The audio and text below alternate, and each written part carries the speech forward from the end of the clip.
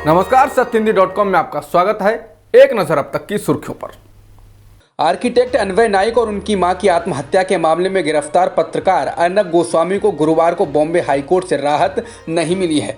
High court ने गोस्वामी की याचिका पर सुनवाई के दौरान उन्हें अंतरिम राहत देने से इनकार कर दिया है। अदालत ने कहा कि वह शुक्रवार को दिन में 3 बजे इस पर सुनवाई करेगी। याचिका में अर्नब ने आत्महत्या के इस मामले में हुई गिरफ्तारी को चुनौती देते हुए रिहा करने की मांग की थी। बुधवार रात को अलीबाग की एक अदालत ने अर्नब गोस्वामी को 14 दिन की न्यायिक हिरासत में भेज दिया था। उन्हें 18 नवंबर तक न्यायिक हिरासत में रहना होगा। बीजेपी द्वारा अर्नब गोस्वामी के समर्थन में शोर मचाने को लेकर शिवसेना ने जवाब दिया है। शिवसेना ने अपने मुखपत्र सामना में लिखा है कि यह बड़ा आश्चर्यजनक है कि सभी केंद्रीय मंत्री और बीजेपी नेताओं को अर्नब की गिरफ्तारी से आपातकाल जैसी स्थिति लगने लगी है। प्रेस की आज़ादी खतरे में लगने लगी है। लेकिन जब गुजरात में एक पत्रकार पर सरकार के खिलाफ लिखने के लिए देशद्रोह का केस कर दिया जाता है, यूपी में पत्रकारों की हत्या की जाती है, तब इन लोगों को आपातकाल की याद नहीं आती है। शिवसेना ने कहा कि लोकतंत्र के पहले स्तंभ को कुचलने वाले चौथे स्तंभ के पैरोकार बन रहे हैं। शिवसेना ने कहा कि महाराष्ट्र बीजेपी को तो अन्वय को न्याय दिलाने के लिए आवाज उठानी चाहिए।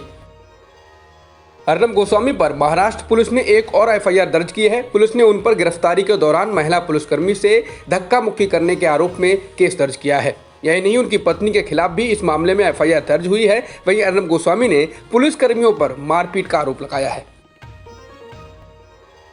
डेमोक्रेट उम्मीदवार जो बाइडेन 264 इलेक्टोरल वोटों के साथ जीत के पास पहुंच चुके हैं, तो अभी ट्रंप 214 सीटों पर जीत के साथ जो बाइडेन से बहुत पीछे हो चुके हैं। लेकिन अपनी जीत का दावा ट्रंप कर चुके हैं और वोटों की गिनती में घपले का आरोप भी लगा चुके हैं।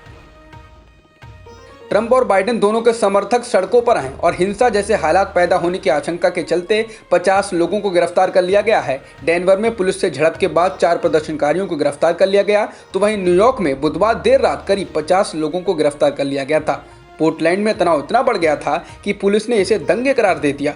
यहाँ 11 लोगों को गिरफ्तार किया गया और आतिशबाजी जब्त कर ली गई। इनके पास से हथौड़े और राइफल भी बरामद की गई।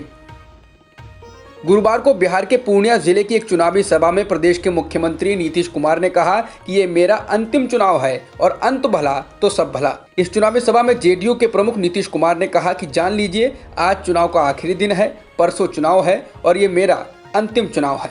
अंत भला तो सब भला।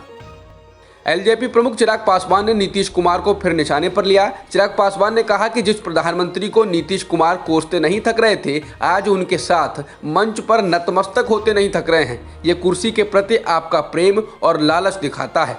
10 तारीख के बाद ये तेजस्वी के सामने नतमस्तक होते दिखेंगे। भारत के रक्षा मंत्री राजनाथ सिंह ने गुरुवार को कहा कि भारत एक शांति पसंद देश है जो संवाद में विश्वास रखता है और किसी भी मतभेद को विवाद में बदलने का मौका नहीं छोड़ना चाहता।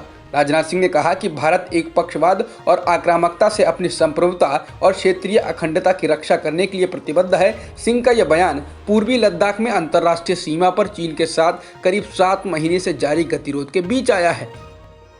फ्रांस के राष्ट्रपति इमैनुअल मैक्रों के खिलाफ बीते गुरुवार को अपने समर्थकों के साथ प्रदर्शन करना कांग्रेस विधायक आरिफ मसूद को भारी पड़ गया है।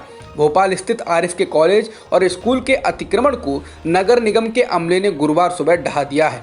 मसूद भोपाल से बाहर हैं, ऐसे में उनके समर्थकों ने इस कार्रवाई का विरोध किया, लेकिन भारी पुलिस बल की मौजूदगी में करीब 12,000 स्क्वायर फीट पर किए गए अतिक्रमण को अमले ने तोड़ दिया है। फ्रांसीसी राष्ट्रपति इमैनुअल मैक्रों ने कहा कि उनका देश इस्लामिक अतिवादियों से लड़ रहा है, न कि इस्लाम से। फाइनेंशियल टाइम्स के एक लेख का जवाब देते हुए उन्होंने ऐसा कहा। मैक्रों ने कहा कि ब्रिटिश पेपर ने उन पर चुनावी उद्देश्यों के लिए फ्रांसीसी मुसलमानों को कलंकित करने और उनके प्रति भय और संदेह का माहौल बनाए रखने का आरोप लगाया, जो कि सरासर गलत है। हमारी लड़ाई इस्लामिक अलगाववाद से है, इस्लाम से नहीं। पाकिस्तान के पंजाब प्रांत में सरकारी नेशनल बैंक ऑफ पाकिस्तान के एक वरिष्ठ प्रबंधक की बैंक के सुरक्षाकर्मी ने ईशनिंदा के आरोप में हत्या कर दी। पुलिस के अनुसार मैनेजर को लाहौर के एक अस्पताल में भर्ती कराया गया था, जहां गुरुवार को उनकी मौत हो गई। पुलिस ने आरोपी को गिरफ्तार कर लिया। वायरल वीडियो में गार्ड कहते हुए सुनाई दे रहा है कि मैनेजर ने प्रॉफिट मोहम्मद का अपमान किया था। पाकिस्तान के पंजाब के सीएम की विशेष सहायक डॉक्टर फिरदौस ने कहा है कि विपक्षी नेता विदेशी ताकतों के हाथ में खेल रहे हैं और पाकिस्तान को अस्थिर करने की कोशिश कर रहे हैं। इसके साथ ही उन्होंने कहा कि सरकार मरियम नवाज की जमानत को खारिज करवाने के बारे में सोच रही है, जो उन्होंने अपने बीमार पिता की देखभाल के आधार पर ली थी।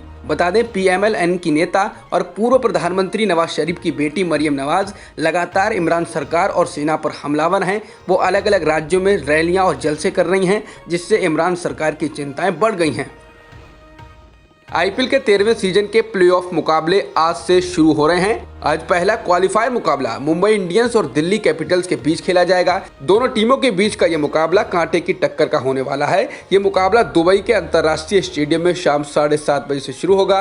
प्लेऑफ में गत champion Mumbai Indians, Delhi Capitals, Sunrisers Hyderabad और रॉयल चैलेंजर्स बेंगलुरु की टीमें पहुंची हैं। भारत में एक दिन में 50,000 से अधिक कोरोना संक्रमण के मामले दर्ज किए गए हैं और 704 लोगों की जान गई है, जिसके साथ ही देश में कुल संक्रमितों का आंकड़ा 83,64,000 के पार हो गया है और मृतकों की संख्या 1,24,000 के पार हो गई है। फिलहाल एक्टिव मामले 5,27,000 के पार हैं। दुनिया में कोरोना संक्रमितों का आंकड़ा 4,81,00,000 से अधिक हो गया है और मृतकों की संख्या 12,26,000 के पार हो गई है। फिलहाल 3,46,00,000 से अधिक लोग ठीक भी हो चुके हैं। अब तक की खबरों में इतना ही। बाकी खबरों के लिए बने रहिए सत्यहिंदी.com के साथ।